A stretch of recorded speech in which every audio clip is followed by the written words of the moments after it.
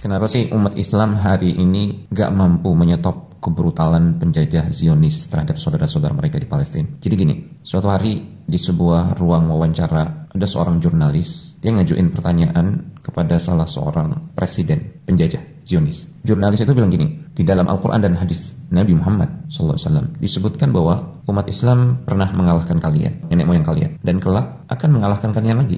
Gimana Anda menanggapi hal ini? Sang presiden terdiam sejenak, lalu tersenyum tipis. Jawabannya singkat, tapi menusuk jauh ke dalam relung hati. Kata dia, nanti jika sudah muncul umat Islam yang disebutkan sifatnya di dalam Al-Quran dan hadis tersebut, barulah kami akan memikirkan bagaimana menghadapinya. Kata-katanya menggantung, tapi seperti tamparan keras yang tidak terlihat. Jika kita menengok ke belakang, sejarah sudah membuktikan. Dulu ada sekelompok manusia yang berhasil mengubah dunia. Mereka bukanlah pasukan dengan persenjataan tercanggih, bukan pula kerajaan dengan harta dan kekuasaan yang melimpah. Mereka adalah orang-orang yang hidupnya hanya untuk satu tujuan, mengabdi kepada Allah Taala, mengikuti Al-Quran dan As-Sunnah dengan kesungguhan. Mereka adalah para sahabat Rasulullah SAW. Mereka yang dulu membuat gemetar musuh-musuh Allah, bukan karena jumlah mereka yang banyak, tapi karena iman, keikhlasan, dan ketakwaan mereka yang kokoh. Bukan karena strategi mereka atau peralatan militer mereka yang canggih, tapi karena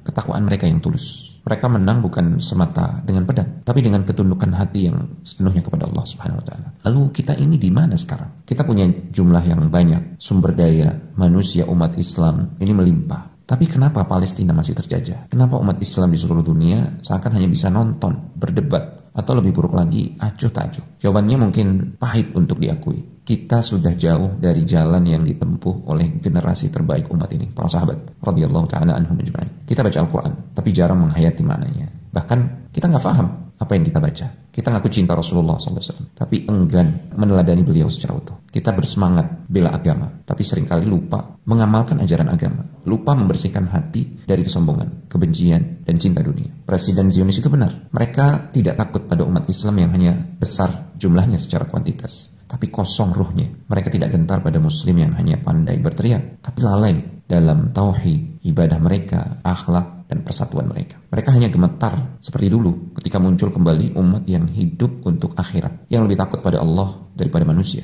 yang lebih mencintai kesyahidan daripada harta dan tahta. Selama kita belum kembali pada Al-Quran dan Sunnah sebagaimana difahami oleh para sahabat, selama itu pula kita akan tetap lemah. Mungkin inilah saatnya kita kembali lagi bercermin pada diri sendiri, lalu membersihkan kotoran yang masih ada di wajah kita terlebih dahulu. Orang bijak pernah bilang, hari yang baik di luar rumah itu berawal dari sesimpel kamu membersihkan dan menata dalam rumahmu di awal hari. Sesungguhnya innallaha la yughayyiru ma biqaumin hatta yughayyiru ma bi anfusihim. Allah Subhanahu wa taala tidak akan mengubah keadaan suatu kaum dari keburukan menjadi jauh lebih baik sampai mereka mengubah diri mereka sendiri. Yuk kita bangkit, beberes lagi. Kita ke masjid, belajar Al-Quran dan As-Sunnah lagi, fahami dengan benar, hayati, realisasikan dalam diri, dakwahkan keluarga dan kerabat, dan sabar di atasnya sampai mati. Lama dong? Enggak, toh dunia ini pun enggak akan lama. Kelak di akhirat pertanyaannya adalah, apakah kamu tetap di atas tujuan? Bukan apakah kamu sudah sampai tujuan.